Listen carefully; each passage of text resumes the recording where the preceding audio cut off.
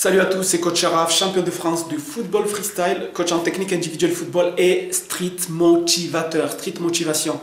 Donc là, nous sommes dans la deuxième vidéo sur les qualités d'un bon footballeur.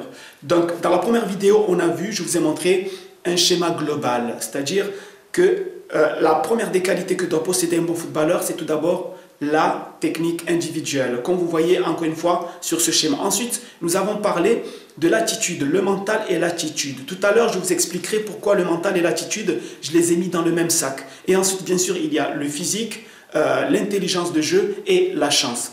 Donc aujourd'hui, nous allons plus nous concentrer sur le mental et l'attitude. Quelle doit être l'attitude d'un bon footballeur? Je vais vous donner un exemple.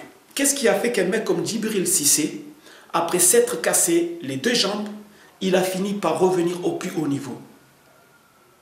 Eh bien, vous le savez comme moi, que c'est grâce à son mental. C'est grâce à tout ce qui se passe dedans. Parce qu'en réalité, le mental, c'est ce qui va conditionner nos actions. Parce que lorsqu'on parle de l'attitude, on parle de comportement et d'action.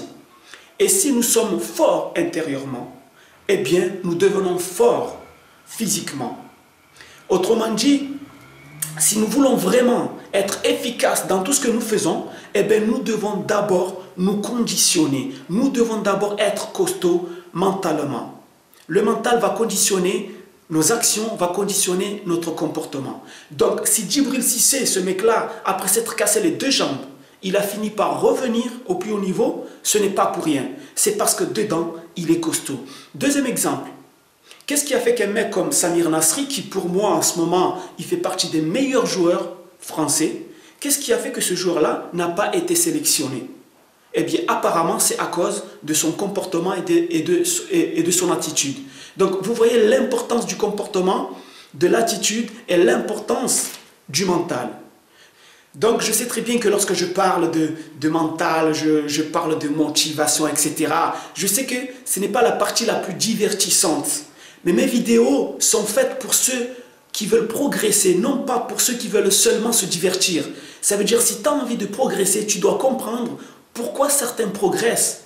Quel est le secret de ceux, par exemple, qui réussissent dans le football ou quoi que ce soit? Et tu vas voir que pour comprendre cela, eh bien, tu dois te concentrer sur leur état d'esprit. Quel est leur état d'esprit? Et qu'est-ce qui fait que certains joueurs qui ont un talent fou, vous savez, lorsqu'on parle de talent gâché, on dit que quelqu'un, c'était un talent gâché, ça veut dire que cette personne-là avait un talent, mais il l'a gâché. Vous savez le plus souvent comment les gens gâchent leur talent? À cause de leur attitude, à cause de leur mental.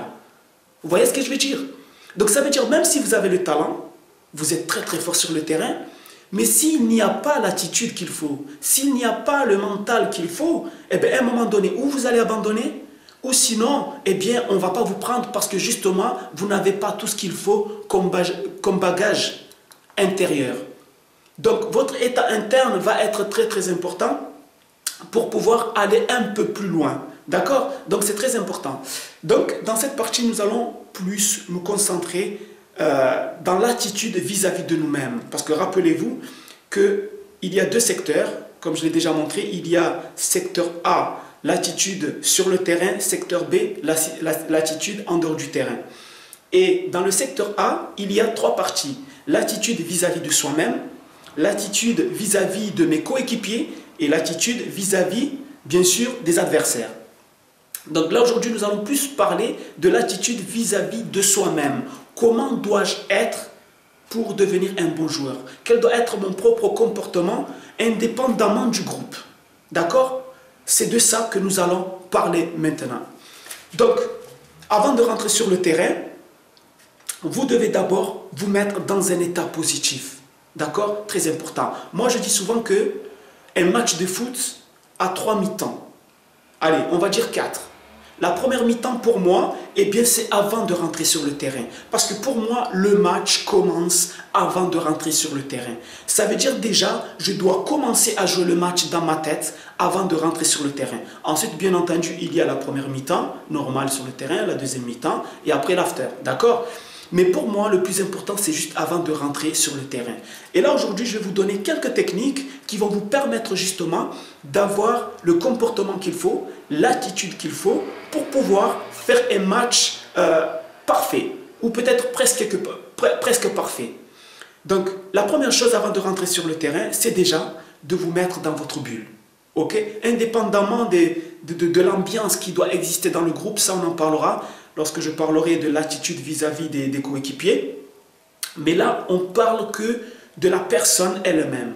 Comment cette personne doit être. Donc, voici la première technique. Il y a plusieurs techniques pour se mettre dans un état positif, dans un état fécond, d'accord? Mais voici une technique. La première, c'est tout simplement avoir un son qui vous met dans un état positif.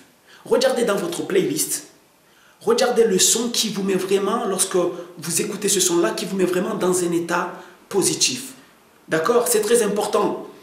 Et ce son-là, vous allez le mettre dans votre portable ou bien dans un lecteur MP3 avec vos écouteurs. Et avant le match, vous prenez 5 minutes, vous allez vous mettre dans un coin, vous allez vous concentrer et là, votre match va commencer là. Et là, vous allez mettre ce son. Et pendant que vous écoutez ce son, la deuxième chose, c'est déjà de commencer à jouer le match dans votre tête. Le match, vous le voyez déjà dans votre tête. Vous êtes là, vous êtes concentré, vous avez mis votre son qui est en train de vous mettre dans un état positif et vous êtes en train de penser au match qui va être joué. Là, vous vous voyez en train de marquer des buts. Là, vous voyez comment vous jouez, comment vous taclez, comment vous défendez. Vous voyez ce que je veux dire? Ou sinon, vous pensez à un match que vous avez déjà joué où vous étiez vraiment le meilleur, où vous avez fait un match incroyable. Pensez à ces moments-là. Parce que ce sont des moments qui vont vous donner de l'énergie. Troisième chose très très importante, ne pensez jamais à vos défauts. Pensez toujours à vos atouts. Pensez toujours à ce que vous avez de positif. D'accord? Donc, lorsque vous allez penser au match que vous avez déjà joué, ne pensez surtout pas au match où vous êtes complètement raté, manqué. Pensez surtout au match où vous étiez vraiment un lion. Maintenant, vous allez commencer à rentrer sur le terrain avec vos coéquipiers. Comment vous devez être? Voici 4 façons d'être lorsqu'on rentre sur un terrain. Premièrement, c'est un lion qui rentre sur le terrain. Dans votre tête, vous êtes un lion qui rentre dans l'arène. Ça doit être comme ça, même si d'habitude vous êtes quelqu'un de très timide, même si d'habitude vous êtes quelqu'un de petit, vous êtes quelqu'un qui ne parle pas, mais cette fois-ci, vous êtes un lion. Vous rentrez dans l'arène. Au-delà d'être un lion, vous êtes un leader.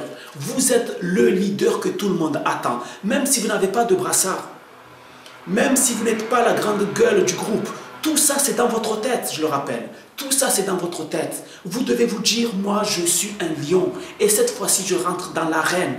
Moi, je suis le leader du groupe. Je suis le leader de mon équipe. Imaginez que les 11 joueurs d'une équipe soient dans cet état d'esprit-là. Si chacun se sent leader, imaginez la force de cette équipe. Mais ça, on parlera lorsqu'on parlera de l'attitude vis-à-vis des coéquipiers. Comment s'organiser ensemble. Là maintenant, c'est toi tout seul. Comment tu dois être dans ta tête. Donc, tu rentres, mais toi, tu es un lion. C'est un lion qui rentre. C'est un leader qui rentre.